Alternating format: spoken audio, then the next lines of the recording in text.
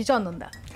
দেখো, একটা কথা শুরুতেই বলতে হবে, সেটা হলো তন্ময় যেভাবেই ড্রপ করুক, তন্ময় এখানে কোনো কিন্তু নেই যে সৌজন্যতার রাজনীতির একটা প্রেক্ষাপট তৈরি করবার চেষ্টা করবে। প্রশ্নটা সেখানে নয়। প্রশ্নটা সৌজন্যতার রাজনীতি তো আমরাও এক্সপেক্ট করি, প্রত্যেকের কাছ থেকে এক্সপেক্ট করা যায়। আজকে ঘটনাটা সম্ভবত সেদিকে ডেসক্রাইব করা যেত, কিন্তু গেল না কেন?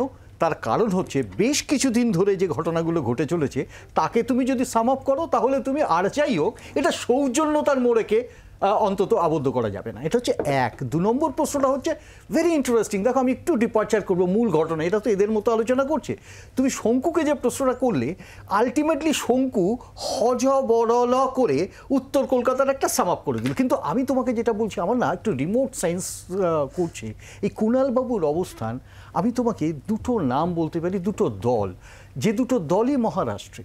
এই দুটো দলের একটা সিকোয়েন্স তৈরি হয়েছিল এই কিছুদিন আগে, তুমি খুব ভালো করে জানো, একটা স্প্লিট সিকোয়েন্স তৈরি হয়েছিল।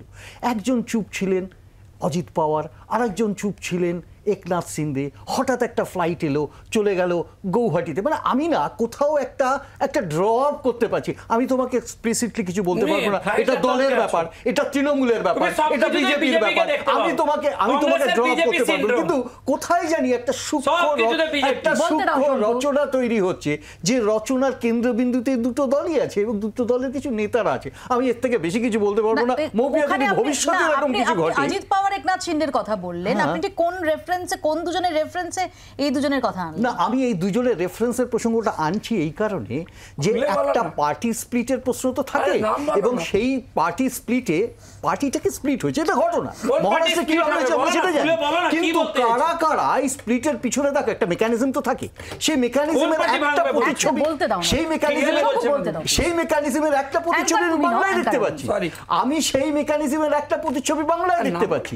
আমরা এখনো পর্যন্ত কোনো ডিরেক্ট স্টেটমেন্ট পাইনি কুণালবাবুকে, সত্যি তো কুণালবাবুকে সাসপেন্ড করে দাও, কুণালবাবুকে বহিষ্কার করে দাও, কুণালবাবুকে মাঝপথে তার কার্যক্ষমতা যেটা উনি ত্যাগ করেছেন, বারবার বলছেন, তো আমরা জানি, তাকে আবার রিইনস্টেট করা হয়েছিল, ক্ষমতা দেওয়া হয়েছিল, আবার তাকে সেখান থেকে সরিয়ে দেওয়া হলো। এটা অদ্ভুত। আমি তোমাকে বলছি, আপনি বলছেন যে এটা শুধুমাত্র একটা মানে স্পোরাডিক কিছু নয়, পটভূমি, ভেরি ক্যালকুলেটিভ পটভূমি। অতনু, দেখুন, আপনাদের প্রতিবেদনে দেখলাম এক অভিমানী কুণাল ঘোষের বিরুদ্ধে আরেক অভিমানী শান্তনু সেন, যিনি দুদিন আগে টিকিট না পাওয়ার জন্য অভিমানী হয়ে অনেক কিছু প্রেস মিডিয়ায় বলেছিলেন, বরানগর উপনির্বাচন হোক বা উত্তর কলকাতা বা সমস্ত কিছু মিলিয়ে রাজ্যসভার টিকিট থেকে উনি প্রেস মিট করলেন। এখন ভালো, কুণালবাবু বলেছেন যে উনি আর কত অগ্নি পরীক্ষা দেবেন। সত্যি তো, প্রিজেন্ট ভ্যান বাজানোর মাঝখানে প্রেস মিট করাটা একটা অগ্নি পরীক্ষার মতো কঠিন ব্যাপার বলেই দেখতে তো মনে হয়েছিল সেই সময় দাঁড়িয়ে। তবে এখন তো প্রিজেন্ট ভ্যান কেউ বাজাচ্ছে না, উনি অভিমান ভেঙে বলে ফেলুন না সারদার অ্যাকচুয়াল বেনিফিশিয়ারি কারা। উনি তো সেদিন বলতে পারেননি, প্রিজেন্ট ভ্যান বাজছিল পিছনে পিছনে।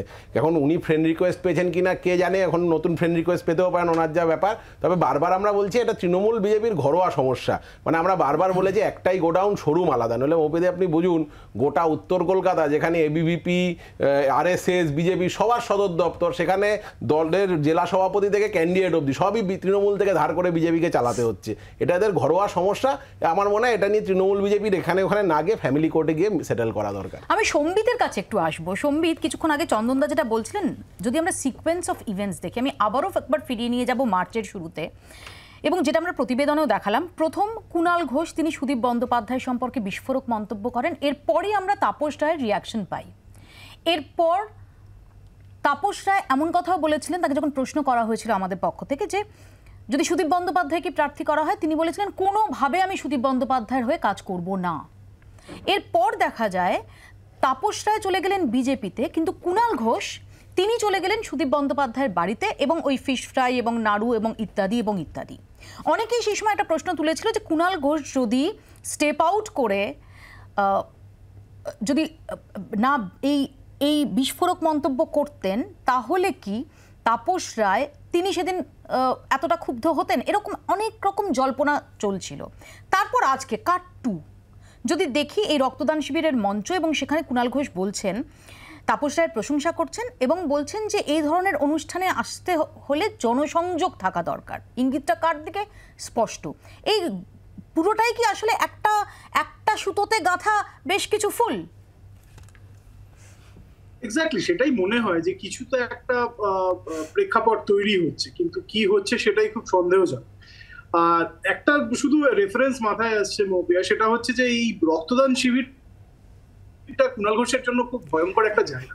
2013 20 সেপ্টেম্বর, 29 এপ্রিল, আমি যদি খুব ভুল না করি 29 সেপ্টেম্বর, হ্যাঁ 20 সেপ্টেম্বর, 20 সেপ্টেম্বর 2013 এরকমই একটা উত্তর কলকাতার রক্তদান শিবির থেকে তিনি তৃণমূল নেতৃত্বের প্রতি তার ক্ষোভ ব্যক্ত করেছিলেন এবং তখন প্রয়াত সোমেন মিত্র এবং শিখা মিত্র সেই রক্তদান শিবির আয়োজন করেছিলেন। আজকে এতদিন পরে আবার সেই একই একটা বৃত্ত মনে হচ্ছে সম্পূর্ণ হচ্ছে, সেইখানে একটা জিনিস মনে করালে সম্বিত, এক্স্যাক্টলি সেটাও ছিল একটা রক্তদান শিবির, সেই রক্তদান শিবির, সেই কুণাল ঘোষ, আবারও রক্তদান শিবির, আবারও কুণাল ঘোষ, হ্যাঁ এক্স্যাক্টলি। সেখানে তাপস রায়ের সম্বন্ধে তিনি এত ভালো ভালো কথা বলছেন। এবার যে কোনো একটি রাজনৈতিক দলের পক্ষে এটা মানা কষ্টকর যে যখন নির্বাচন প্রক্রিয়া একদম তুঙ্গে, সেই সময় দাঁড়িয়ে একজন দলের একজন নেতা তিনি একজন বিরোধী প্রার্থীর সম্বন্ধে এত ভালো ভালো কথা বলছেন এবং ইঙ্গিত করছেন দলীয় প্রার্থীর বিরুদ্ধে যে তিনি জনসংযোগ করতে পারছেন না ইত্যাদি ইত্যাদি এইসব বিষয় নিয়ে। তো দক্ষিণপন্থী দলে এসব হয়ে থাকে এবং নেতাদের মধ্যে মারামারি, এবং আমরা এটাও দেখেছি যে প্রণব মুখোপাধ্যায়ের মতো একজন শ্রদ্ধেয় নেতা, তাকেও যেভাবে হেনস্থা করা হয়েছে বিধান ভবনে, তিনি প্রতিরক্ষা মন্ত্রী থাকার সময়। তো কাজেই দক্ষিণপন্থী দলে এসব হয়ে থাকে। কিন্তু যেটা গুরুত্বপূর্ণ প্রশ্ন সেটা হচ্ছে যে আমরা এতদিন পর্যন্ত দেখে এসেছি যে কুণাল ঘোষ অভিষেক বন্দ্যোপাধ্যায়ের একজন বিশ্বস্ত সৈনিক হিসাবে উঠে এসেছে এবং যখন অভিষেক বন্দ্যোপাধ্যায় তার নিজের কিছু ক্ষোভ ছিল যে তিনি নির্বাচনের প্রচারে নেতৃত্ব দেবেন না ইত্যাদি ইত্যাদি, তখন কুণাল ঘোষের নেতৃত্বেই কিন্তু এই অভিষেকপন্থী নেতা সোকল তারা কিন্তু বিভিন্ন ধরনের বিবৃতি দিয়েছিলেন। আজকে যখন কুণাল ঘোষকে সরিয়ে দেওয়া হচ্ছে রাজ্যের সাধারণ সম্পাদকের পদ থেকে, এবং তিনি বলতেই পারেন যে আমি আগেই অব্যাহতি চেয়েছিলাম, সেটা দেওয়া হচ্ছে, সেই স্টেটমেন্ট ইস্যু করছেন কিন্তু ডেরেক ওব্রায়েন। তিনি কি পদাধিকার বলে সেই স্টেটমেন্ট ইস্যু করছেন সেটা আমরা জানি না, কারণ যে প্রেস স্টেটমেন্ট আমি দেখলাম তাতে নিচে তার কোনো ডেজিগনেশন লেখা। তো এখন কথা হচ্ছে যে যিনি একজন কুণাল ঘোষের মতো একজন ব্যক্তিত্ব, যিনি এতদিন অভিষেক বন্দ্যোপাধ্যায়ের এত ঘনিষ্ঠ ছিলেন, সেখানে তাকে সরিয়ে দেওয়া হচ্ছে এবং তাকে সরাচ্ছেন, মানে সরানোর বিবৃতি আসছে কিন্তু ডেরেক ওব্রায়েনের মতো একজন নেতার থেকে, যিনি রাজ্যসভায় তৃণমূল কংগ্রেসের নেতা অবশ্যই, তার কাছ থেকে আসছে। সেখানে কোনো রকম বিবৃতি আসছে না দলীয় শীর্ষ নেতৃত্বের পক্ষ থেকে, অ্যাটলিস্ট দলীয় সভাপতির পক্ষ থেকে তো কোনো বিবৃতি আসার কথা ছিল। আমরা এর আগে দেখেছি 2013 ঘটনা যদি দেখি, সেখানে মুকুল রায় সাধারণ সম্পাদক হিসাবে তার বক্তব্য জানিয়েছিলেন, পার্থ চট্টোপাধ্যায় তখন তৃণমূলের মহাসচিব ছিলেন, তিনি তার বক্তব্য জানিয়েছিলেন কুণাল ঘোষের ব্যাপারে, কিন্তু এখানে সেরকম কিছু দেখছি না। তো কেন দেখছি? তো সেইগুলো সন্দেহের উদ্রেক করবেই যে কি পটভূমি তাহলে তৈরি হচ্ছে যে অভিষেক ঘনিষ্ঠ একজন নেতা তাকে এরম ভাবে সরিয়ে দেওয়া হচ্ছে, আবার তিনি যাচ্ছেন, তিনি গিয়ে একটি রক্তদান শিবির থেকে বিরোধী প্রার্থীর এত ভূয়সী প্রশংসা করছেন। তো এটা খুবই সন্দেহজনক একটা পরিস্থিতি। বাংলার আওয়াজ, বাঙালির আবেগ, জি 24 ঘন্টা।